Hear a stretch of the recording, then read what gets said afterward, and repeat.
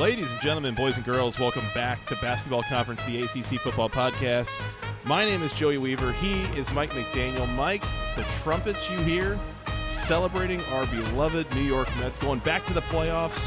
They play in a wild card series this weekend because the Braves overtook them, but they're back in the playoffs, baby.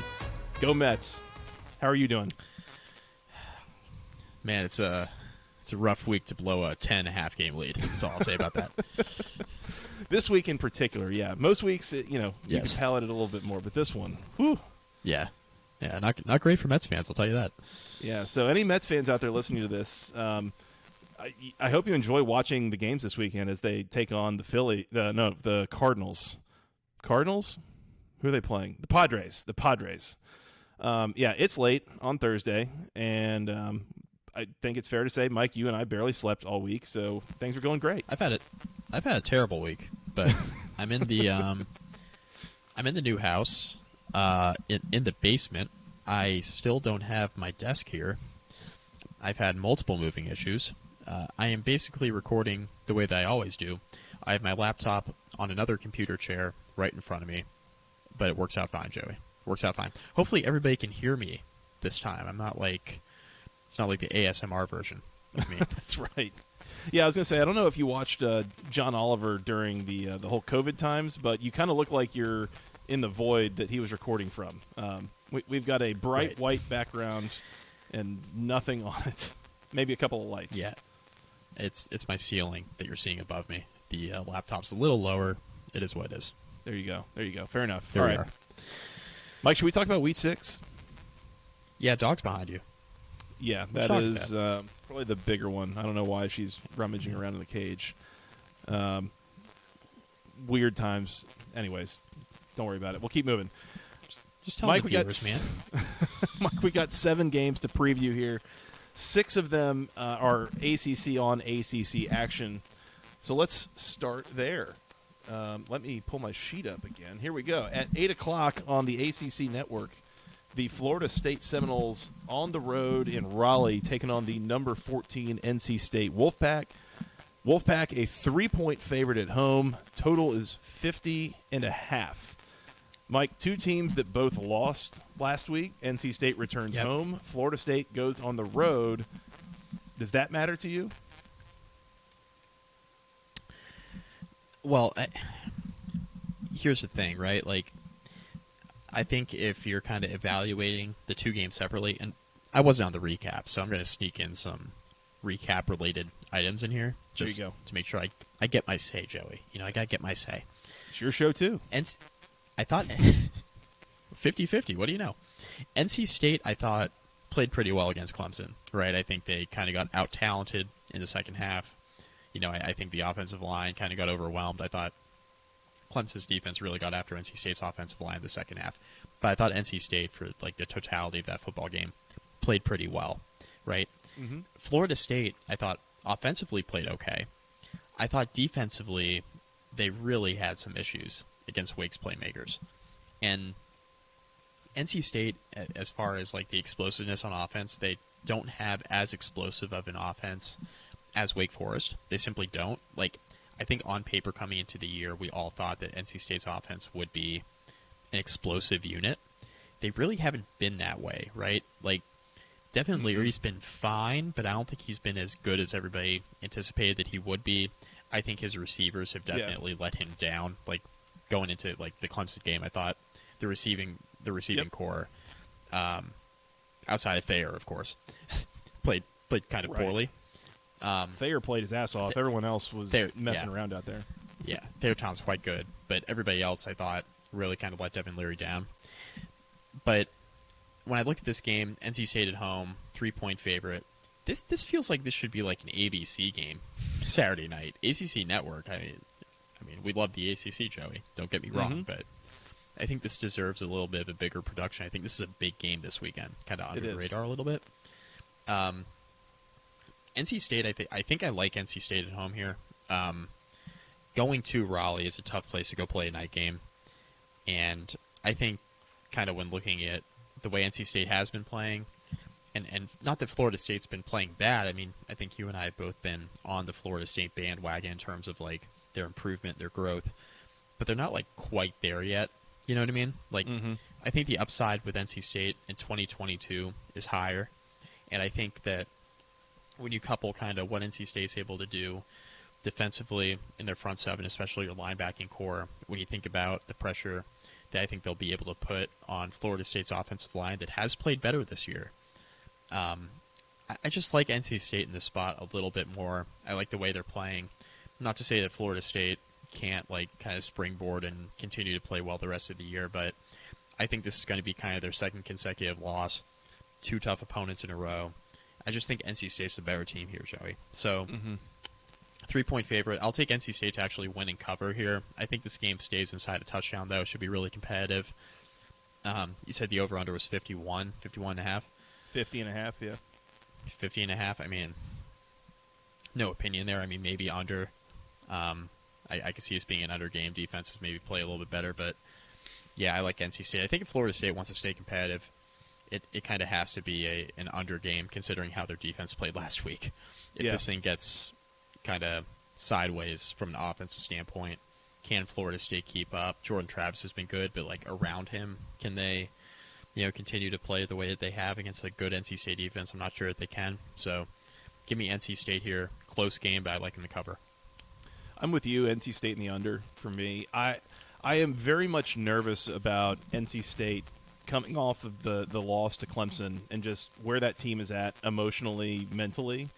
Realizing that was a game that they had thought about, been prepping for, been dreaming about for months, and to lose. And I think at some point, maybe they felt like they didn't give quite their best effort, and like that all concerns me. I think the thing is, if this game were in Tallahassee, I would probably be picking Florida State.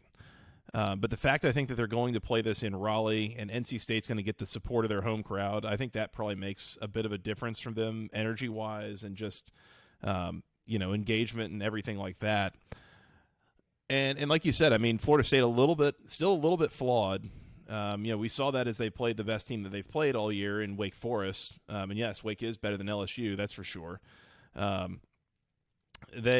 were a couple of holes, and I felt like, a couple of times where they couldn't quite finish in the red zone and that kind of thing where there's signs of a developing team, but not a developed team. A team that still has some room to grow. And so I think NC State is more of that developed. Again, it's a very veteran team. Like you said, haven't been really explosive a lot on offense, but have found ways to be, consistent, to move the ball and stay ahead of the chains, that kind of thing, and really avoid mistakes. Again, it really bugged me last week that the only interception that Devin Leary threw was one that went straight through the hands of one of his receivers. I mean, I think he's done a pretty good job of protecting the ball for most of the season, so I think he'll do the same thing here. Give me NC State. Short line here, only 3 points, NC State in the under. I don't think this is that high scoring.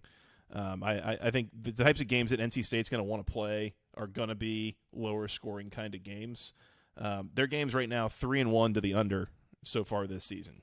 3 of their 4 games have gone under the total. So that's a trend that we can kind of follow here a little bit. So, yeah, NC State in the under, but I'm not going to lock anything up here, I don't think. No, absolutely not. No. Should be a good game, though, and definitely one that I'm interested in watching. And I kind of agree that Florida State being a recently ranked team, only a one-loss team, all that, I mean, it feels like it should be in contention for an ABC game. Instead, they get I realized I was the on mute. ACC Yeah, I was on mute there. Yeah, you were. Yeah, I was on mute. Sorry. It feels like it's definitely flying under the radar this weekend in terms of games. Everybody's hyping up like Red River against, with Texas and Oklahoma, 2 unranked teams. Like, how about we talk about this Florida State-NC State game, which I think will be better quality football. Yeah, I don't know. Are Wes and Roddy on this game? They had the 8:00 game with Georgia Tech and Pittsburgh last week, but I think they're typically in that like 4:00 time slot on the ACC network. No, I think this is Dave O'Brien, Tim Hasselbeck, Kelsey Riggs. I think they're not bad.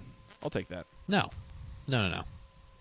Hasselbeck can talk some football. I'm on board he with definitely him. can. Definitely can. All right, NC State in the under for the both of us. No locks. We will keep moving, Mike, to the ABC game of the week. The number 5 Clemson Tigers, a 20.5-point favorite on the road in Chestnut Hill, taking on the Boston College Eagles. This is at 7:30 on ABC. Total is 48.5. Mike, this is a game that I think I remember when we were talking to Kevin Carpenter about the Boston College Tell Us About Your Team series back in May, back before you had a kid, basically. Oh yeah. And looking out at the schedule and seeing this game, it's a homecoming game. Clemson coming off the NC State game, going there. It's the Red Bandana game for Boston College, which we know like they play with their hair on fire, the whole thing. And I was like, I think Boston College is going to win this game. I am so excited to watch it. I think they will be so fired up and so ready to go. I said it again. And then in the what preview. happened? I said it again in the preview with Dan. Is what happened then.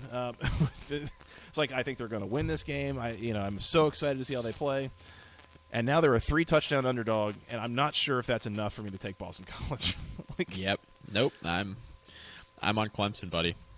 I'm on Clemson. I mean, that Boston College offensive line and the Clemson defensive line is such a mismatch, man. Bad matchup. Mm-hmm. Bad matchup. The Boston College offensive line has been really, really bad. And I thought BC's offensive line, to their credit, last weekend played a lot better than I expected. Mm-hmm. Like, a lot better than I expected. By the way, Satterfield's toast, Joey. I know you touched on that in the recap. And I just want to put my 2 cents in real quick. That was a really, really bad loss for Scott Satterfield. You can't lose to this Boston College team. Like, yeah. No, Giving you up can't do 34 that. Points. Yeah. Yeah, no, you come on now. Yeah, anyway. Yeah, I mean, I like Clemson here.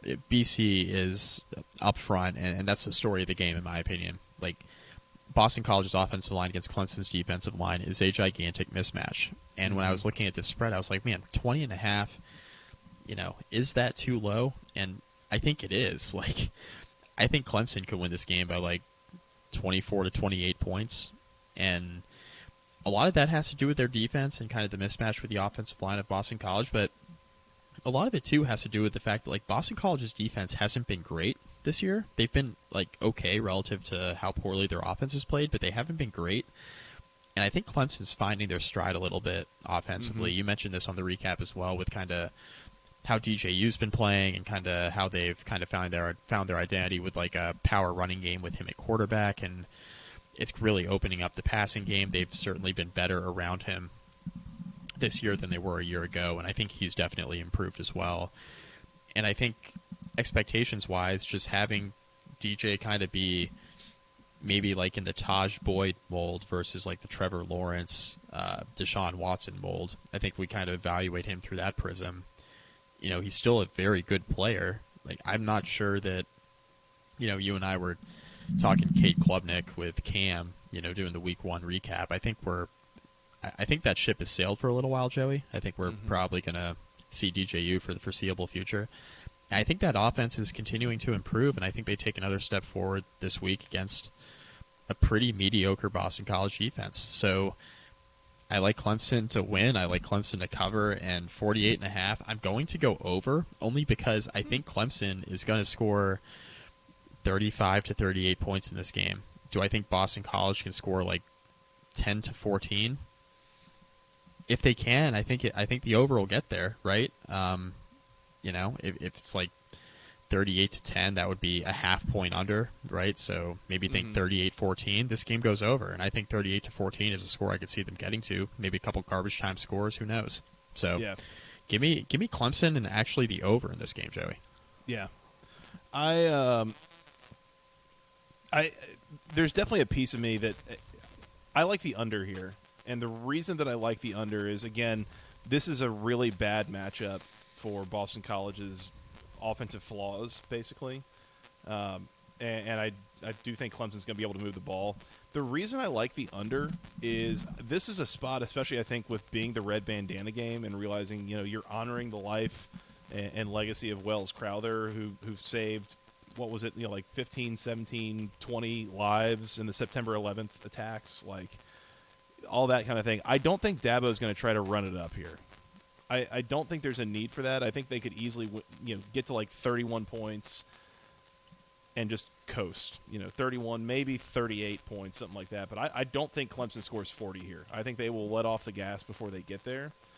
And then it's a question of, can Boston College score more than like 10 points here?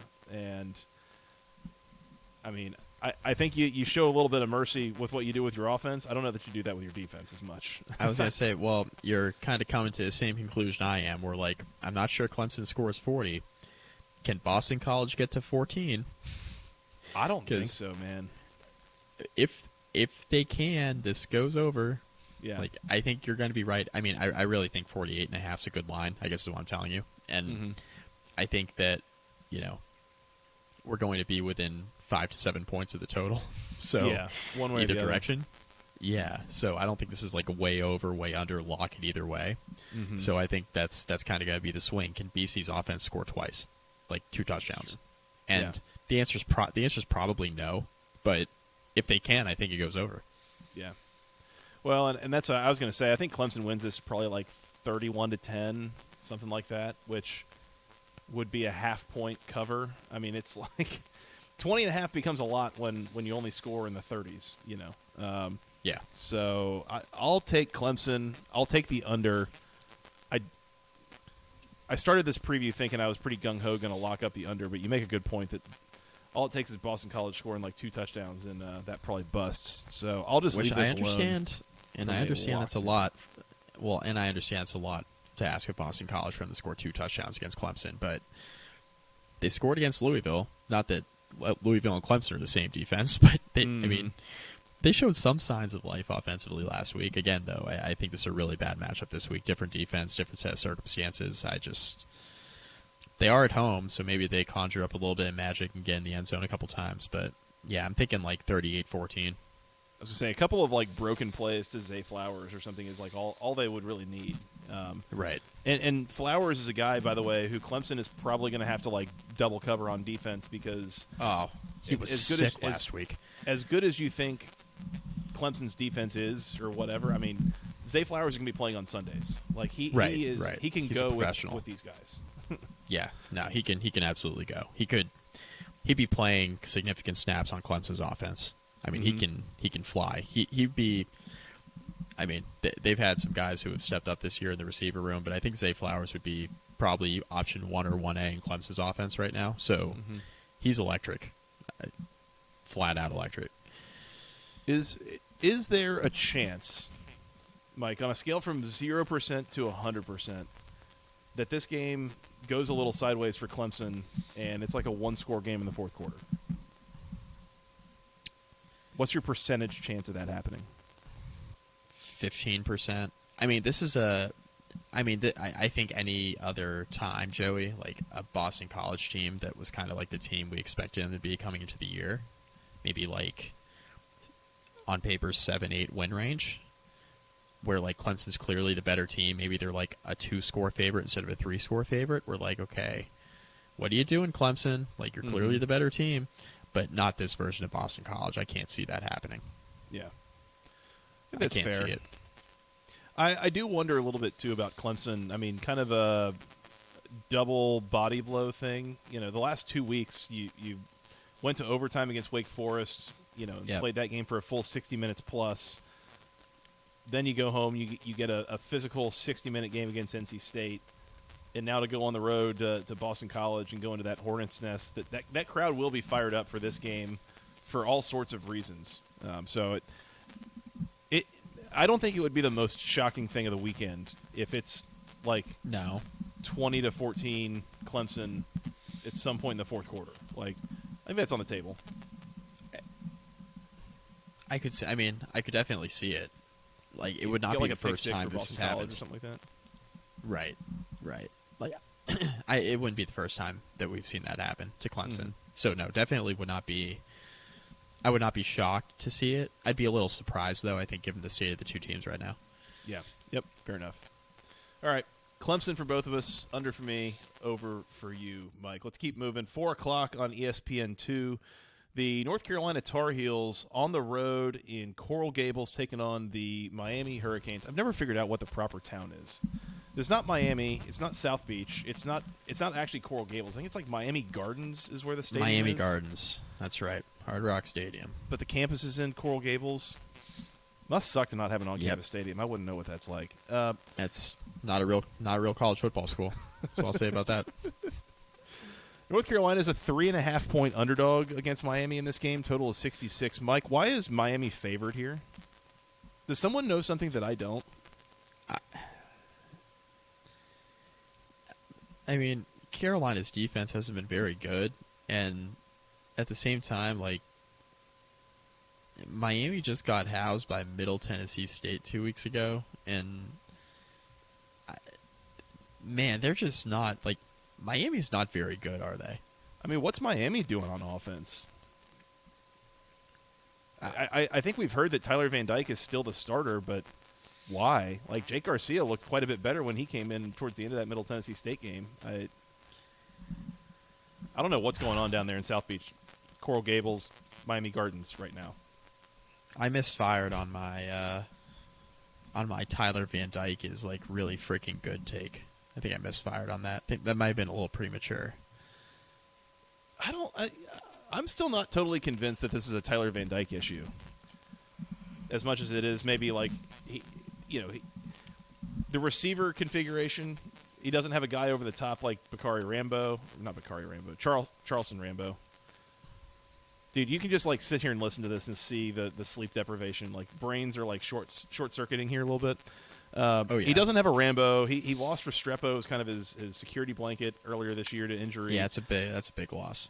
And schematically, just what they're doing on offense is different than what they were doing under Rhett Lashley last year. Like, I don't know how much all of this is totally Tyler Van Dyke's fault, or a sign of his regression as much as just I don't know if this is just a fit for him as much as what they had before.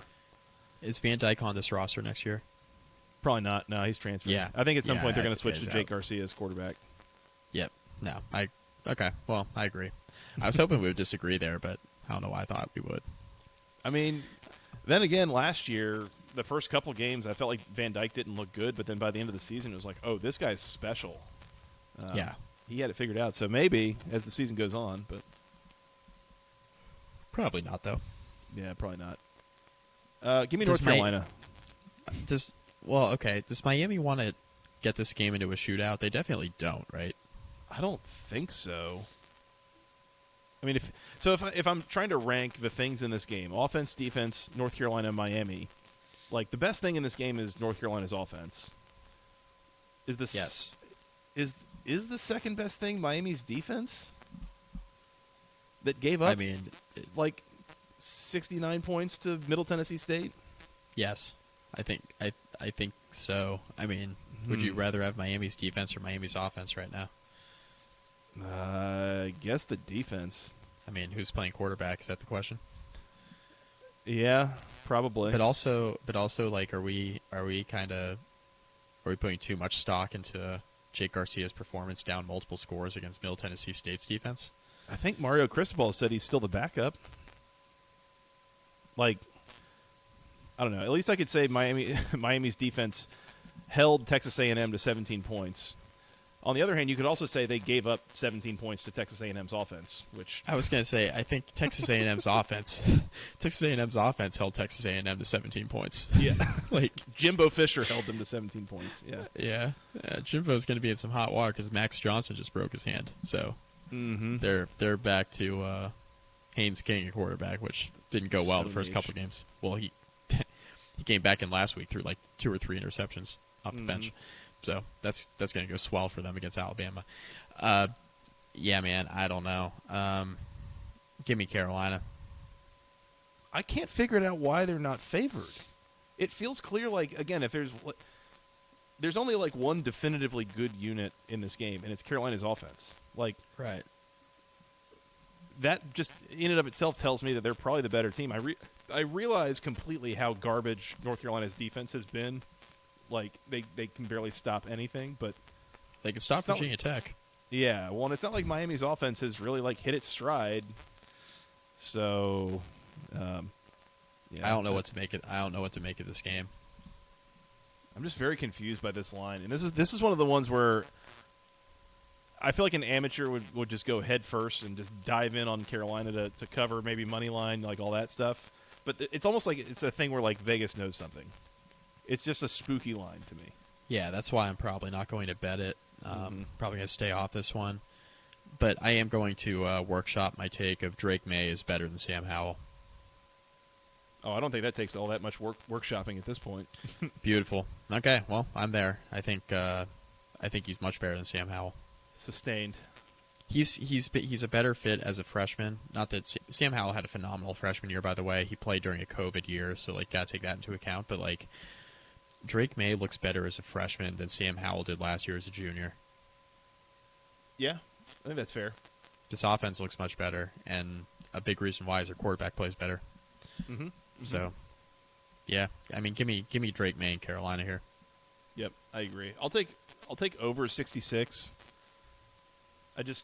I realize that Carolina over-under has been kind of 50-50 so far this year, but, like, I'll just take those overs with Carolina. I mean, just take the overs, and, like, are we really going to bet the under, considering what we've seen out of Carolina's defense and what we just watched 2 weeks ago with Miami's defense? We're really if you're going to betting take this the under over this or game? nothing. Kidding me? It's absolutely over nothing. I may have some interest in the over. Mm-hmm. I may have some interest in the over, so we'll see. I'm not going to lock anything up here, though. I think I'm in agreement. All right, Carolina. I got my eye on something here. Uh-oh. All right. All right, Carolina and the over for the both of us. We will keep moving. 4 o'clock on ESPN 3. There's 2 ESPN 3 games. I don't know if this is the Jefferson Pilot game or not. I probably should know that, but, whatever. Lining Swafford's pockets. God, gross. The The Duke Blue Devils. Yes. The Duke Blue Devils are a 3.5-point favorite on the road in Atlanta, taking on my Georgia Tech Yellow Jackets and their undefeated head coach, Brent Key. Total is 54.5, Mike. Is this where you're interested in locking something up? Yeah, valiant effort by your Yellow Jackets last weekend. Want to congratulate Brett Key. Want to congratulate Georgia Tech for getting it together. Brent Key, like I mentioned, sneaky head coach candidate. I mentioned that. Just keep an eye on that. So congratulations to them. That was kind of a one-hit wonder, Joey. I think. Not that they can't win again this season. Virginia Tech's still on their schedule. I think they could definitely win again. But they Joey, play in the Coastal Division, man. But Joey, which game is not winnable? But Joey, I mean, this game is still winnable this weekend, by the way. But Joey, buddy, Duke Blue Devils -3.5. Lock it up. You better lock it up. No, you lock it up. You lock it up. Lock it up. Lock it up. Please. Breaking my Duke's heart here, good. Mike. I mean, Duke's a wagon. They are. They're good, man. They've been good. I mean, their loss to Kansas is aging pretty well. So, as we expected it to, Kansas is hosting game day this weekend. So, Kansas is becoming somewhat of an internet sensation where I think they're probably like good enough to be a top 25 team, but they're probably not like top 10 in the country good like everybody in the media wants them to be. So, that'll be fun when that comes crashing back down to earth. But yeah, man, give me Duke. I think Duke's had a good team here under Mike Elko. I think they've been really tough physically. He mentioned that last weekend post game on the field. Just how proud he was of his team and the fact they're instilling like a hard nosed nature and a real toughness to them at the line of scrimmage. Which I think, given Mike Elko's history as a position coach and a coordinator, you would expect them to be very good in the trenches, and the talent's not quite there, but they've been really competitive up front on both sides of the football. I think that continues this weekend. I think the tougher team wins here, Joey. I think that Duke's been tougher. Georgia Tech, I think, played tougher last week under Brent Key. I think that's obviously a positive, but Duke's the tougher, better, well-coached team. So give me the Blue Devils here. Yeah. That's Duke has been good, like really good. And yeah, I mean, they're 3-1 against the spread this year. It's just like if I ask like who's the best coached team in the Coastal Division right now, I think it's Duke. I think it's Duke. Who's better coached without, than they are? Without much hesitation. I mean, you're not picking Narduzzi based off of last weekend's performance, so Who you picking? I mean, not Mario Cristobal, quarterback regression. Virginia Tech and UVA have been very bad. I think it's Duke.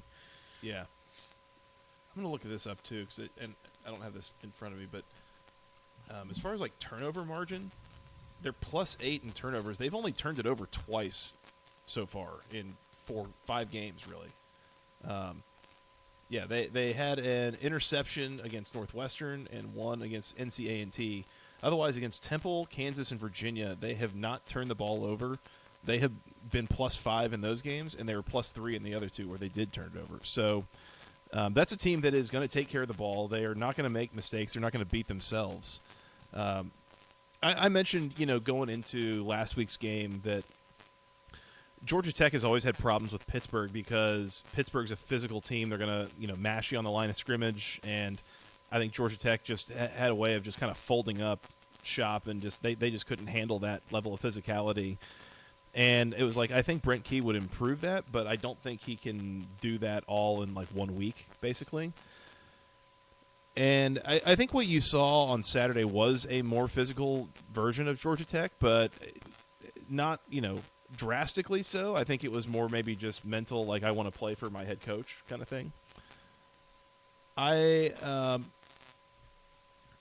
it breaks my heart that you lock up Duke in this game, but it doesn't break it that bad. I'm going to do the same thing. Lock up Duke. Lock it up. You better lock it up. No, you lock it up. You lock it up. Lock it up. Lock it up. Joey. Oh, sorry. I got to let the audio finish. Okay, so that's my bad. Joey. That's your favorite part of that part at the end. You and I. Double on Joey, Joey. We'll leave that right there. That's fine. I mean, we're on YouTube now, Joey. They can see my face. We're going to get demonetized. Damn it. Man. How am I going to feed my family? Anyways. I don't know either. Anyway. What was I going to say? I totally forgot. It's fine. Broad Duke. It's fine. It'll come back to me. This number is too short. Like I think it's along the same lines of I don't think you can make a team more physical in 4 days. Right. I don't think you can make a team more well coached in a week and a half. No, definitely not. Oh, I remember what I was going to say. You and I have had like double barrel locks, I think 3 or 4 straight weeks. Mm-hmm. Yeah, last week we went 1-1 because we both locked up Louisville and they lost outright as a 15.5 point favorite. That was fun, huh? You know who our other double barrel lock was? Who was our other double barrel lock? It was these Duke Blue Devils, Mike, who covered 3 by a mile against Virginia. That's right. Yeah, Virginia's bad. Yeah. So we previously had Florida State as a double barrel lock against the spread. They covered. UCF against Georgia Tech covered, or no, Georgia Tech covered by like 4 points, basically, barely. And Clemson against Wake Forest almost covered if they had hit a 2-point conversion in overtime. And previously, we also had a double barrel lock of the under 44.5 in Texas A&M Miami, which was kind of a breeze. And the Ole Miss Georgia Tech under 64 easily hit.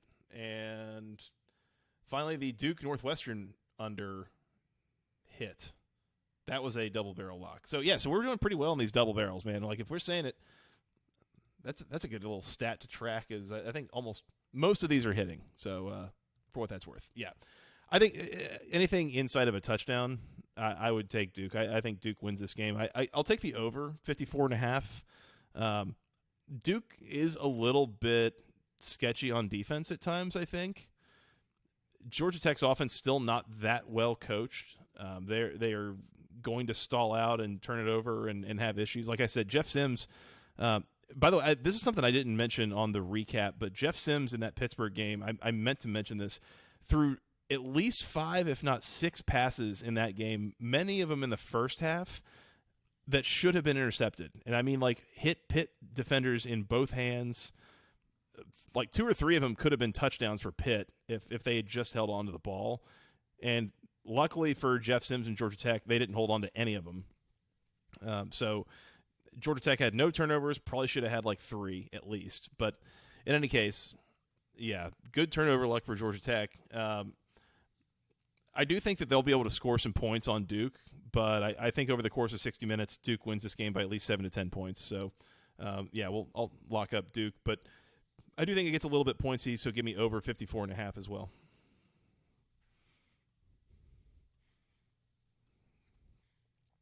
Fair enough. I'll go like Duke like 35-24, something like that, which goes over. So Duke and the under. All right. We lost Mike, but we can keep moving. So Duke, for the both of us, we both had that locked up. Over.